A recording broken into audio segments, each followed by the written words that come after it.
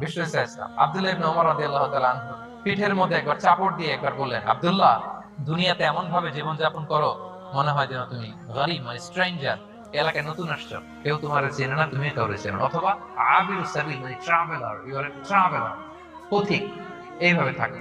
ধরো একটা জায়গায় গেছেন, কেউ আপনার চেনে না, জানে না, ওই জায়গায় আপনি বাড়িঘর করবেন? কারণ তো চিনেনই না, এটা সেফ এলাকা তাও জানেন না, টাকাও তো নিয়ে আসেন নাই বাড়িঘর করবেন, কিছু করবেন?